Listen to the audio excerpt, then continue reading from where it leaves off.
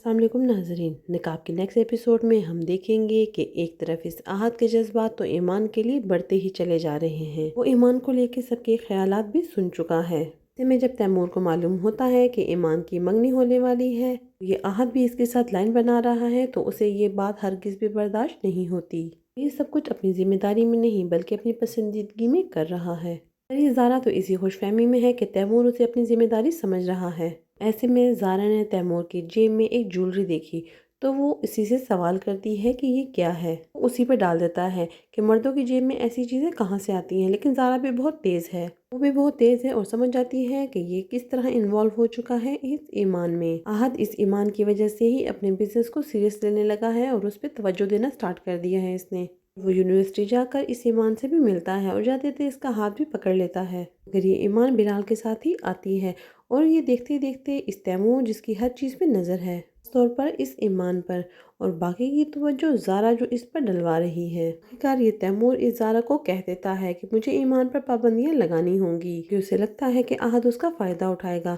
زارا تو اسے سمجھاتی ہے کہ اس ایمان کے پیچھے آپ احد کے ساتھ موڈ آف بالکل بھی نہ کریں۔ اس سے پہلے ہی اس ایمان اور اس تیمور میں اچھی خاصی تکرار دونوں میں ہو جاتی ہے۔ بلال اسے یونیورسٹی سے واپس لے کے آتا ہے تو احد اور باقی سب بھی وہیں پہ موجود ہوتے ہیں۔ تو باتوں میں یہ احد سب کے سامنے ایمان کو کہہ دیتا ہے کہ آخرکار بھابھی نے کون سا قہر ڈھایا ہے۔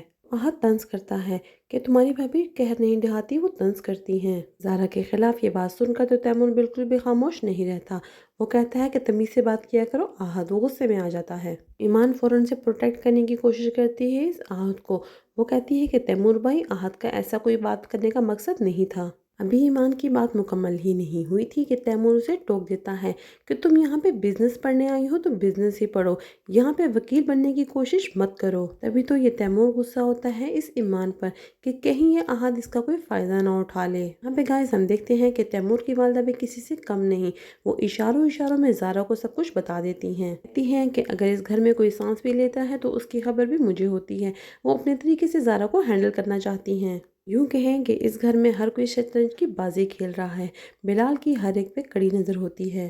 اللہ بھی کوئی موقع ہاتھ سے جانے نہیں دیتی اس زارا کو نیچا دکھانے کے لیے، تیمور کو اس ایمان سے بدگمان کرنے کے لیے، لیکن دیکھتے ہی دیکھتے تیمور ایمان میں انوالو ہو جائے گا۔ گائز یوں ہی ہوں گے اس گھر میں اور زیادہ فساد برپا۔ پھر ہم دیکھتے ہیں کہ تیمور احد کو سختی سے روکتا ہے کہ وہ اس ایمان کا پیچھا چھوڑ دے، لیکن احد تو ہنس ہنس کے اسے بتاتا ہے کہ میں تو ایمان کے ساتھ بہت زیادہ انجوائے کر رہا ہوں اور ایمان میرے ساتھ بہت زیادہ کمفرٹیبل ہے۔ اس کی وجہ سے تیمور کو لگتا ہے کہ یہ کھوٹی نیت اس پہ رکھتا ہے، لیکن اس کے باوجود بھی یہ احد رکتا نہیں۔ ایمان جو اپنے ایگزامز کی تیاری کر رہی تھی، تیمور کی ماں کے کہنے میں آ کے احد کے پاس بزنس پڑھنے جاتی ہے۔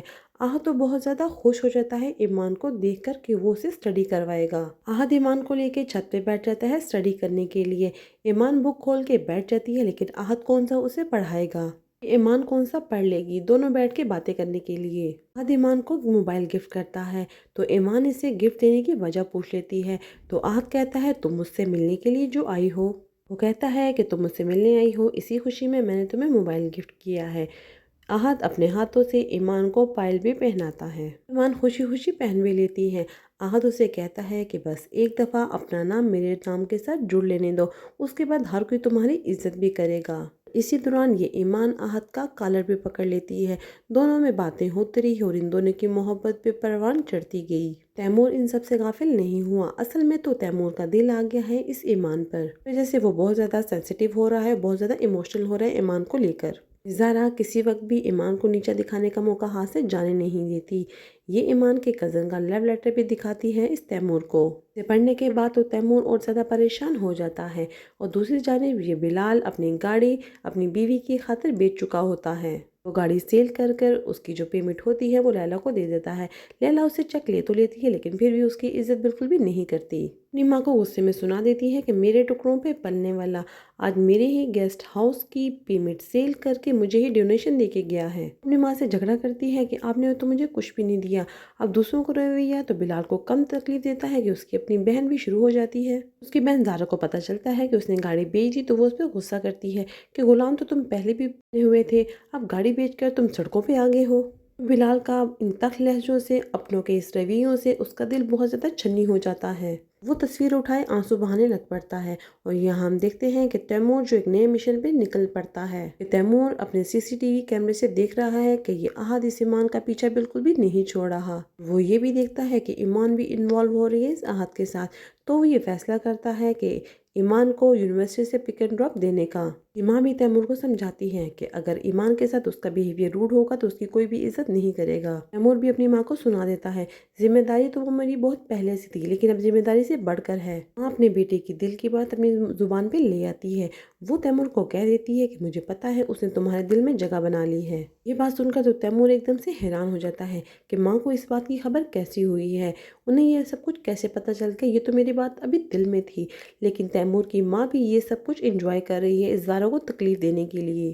फिर देखते ही देखते मामलात बहुत ज़्यादा बढ़ जाएंगे जो बिल्कुल भी संभलने के काबिल नहीं रहेंगे। गाइस, इस बारे में आपका क्या पॉइंट ऑफ व्यू है?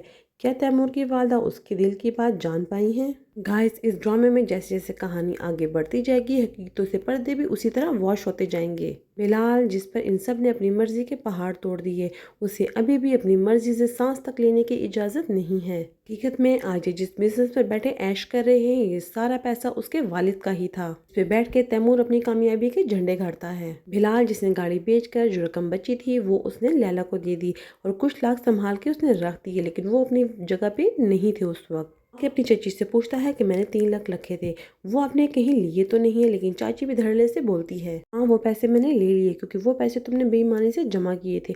अब बेईमानी से या ईमानदारी से ये बातें इनकी जुबान से सूट तो बिल्कुल भी नहीं करती हैं कि अभी तक वो बिलाल को जितना लूटती आई हैं वो तो इनको बिल्कुल भी नजर नहीं आ रहा। यहाँ पे तैमूर की वालदा सोना का सेट जो है वो अहद के हवाले करती हैं कि जाके वो जाए और ये सेट जाके ज़ारा को दे के आ जाए। लैला जैसे ही वो सेट लेके जाती है तो ज़ारा तो उस कमरे में मौजूद नहीं होती है।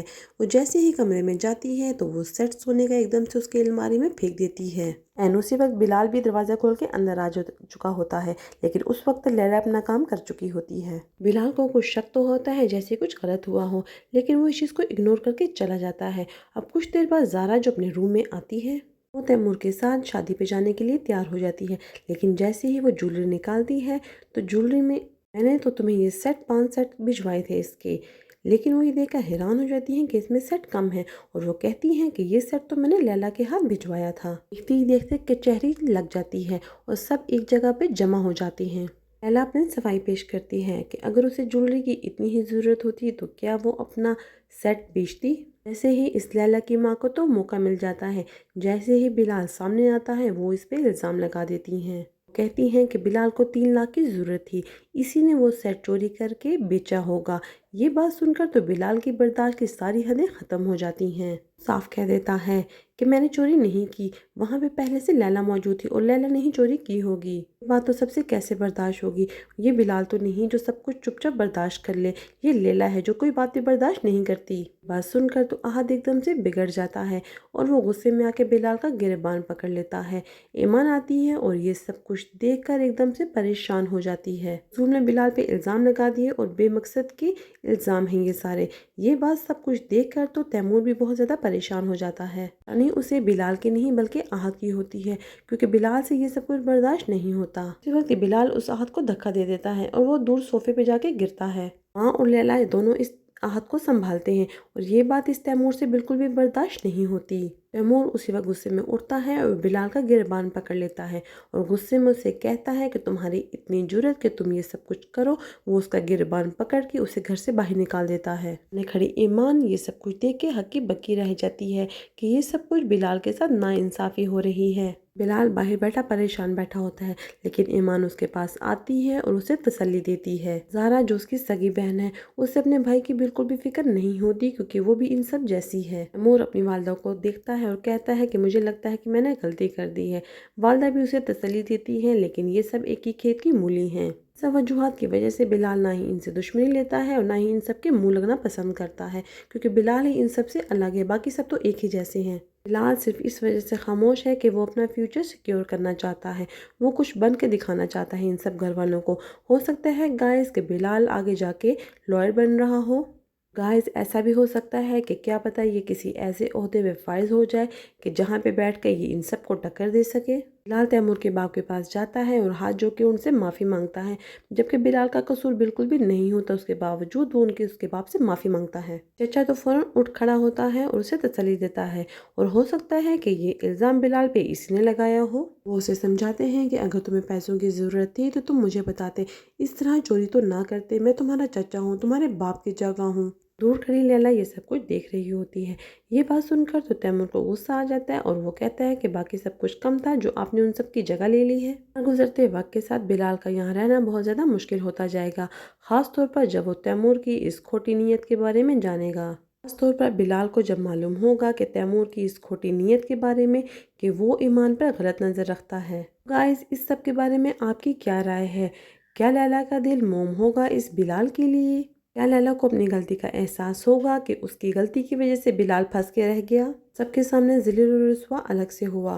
लैला जो बिलाल की बातें सुन लेती है, जो अपने ताया और चचा से करता है। लैला का दिल बिलाल के लिए मोम हो जाता है और वो कहती है कि आपने अपने भाई के मरते ही उनकी सारी जायदाद पे कब्जा कर लिया। वो गिला करती है कि आपने बिलाल को गुलाम बना लिया, लेकिन वो बिलाल पे ही इल्ज़ाम लगा देते हैं और वो उसी पे उल्टी बात कर देते हैं कि मैंने तो उसे अपनी हीरे जैसी बेटी दी है।